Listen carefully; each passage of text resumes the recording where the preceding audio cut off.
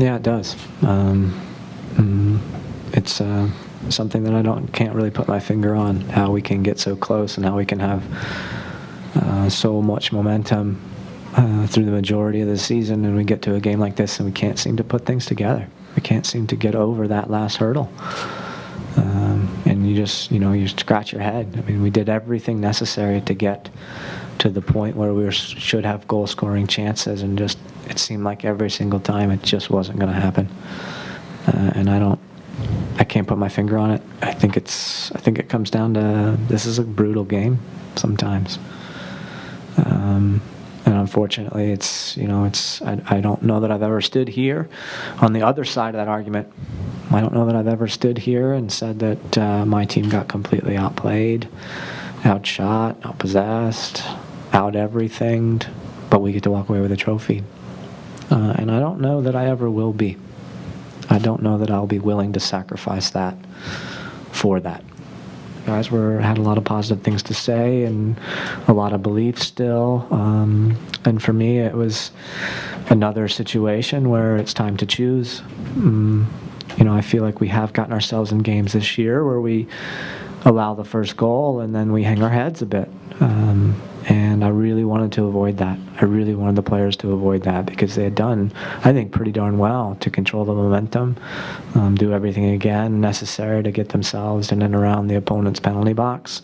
I feel like that was the very first dangerous chance that DC United had in the 44th minute, and it was extremely unfortunate that it ends up in the back of our goal. So my mood was all positive, all confidence, all about belief going forward, and I think the guys came out in the second half. You saw the energy early on. We were right at them again, but just for one reason or another couldn't bundle the ball over the end line.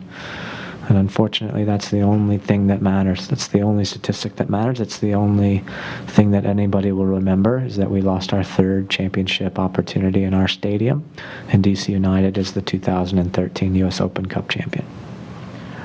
Jason, unlike those other two instances, you've got a quick turnaround with some very meaningful games coming up. How do you rebound? We'll see.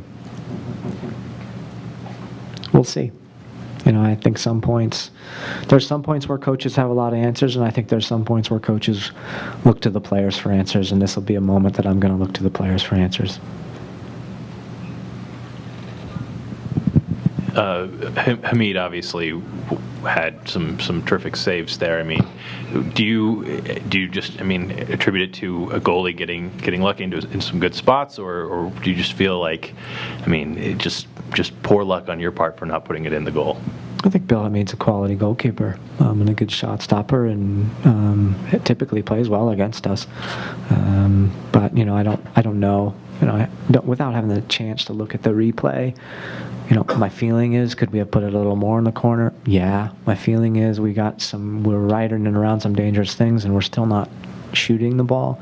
It's almost like we've got guys that are waiting for somebody else to take the responsibility and the accountability to make a special play. And at this time of the year, everybody needs to be ready, responsible, and accountable to make the play that will put us over the top. Jason, maybe talk about the decision to give Sebastian Velasquez the start tonight. Yeah, I thought him and Luis Gil were probably the top performers if I had to pick two out of the last match. And Luis Gil was an easy decision to start him in this match. And he had a appendix removed Sunday night, like midnight, and so he was ruled out of the match. So for me, it was a pretty easy decision. Okay, Seba played really, really well at Vancouver and had a big contribution in that win, so confident player that we should give the opportunity to. Jason, is the goal still Champions League? Does this team have what it takes to go for the Supporter Shield or the Cup, MLS Cup? I believe that this team has what it takes to do that.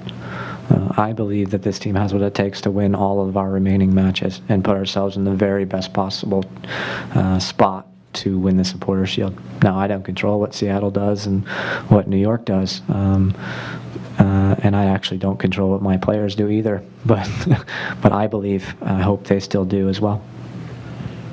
Sabo hadn't played in a game in a month. What did you think of him and Plata's combination up top for the first 2/3 of the game? Good, not great. Good, not great.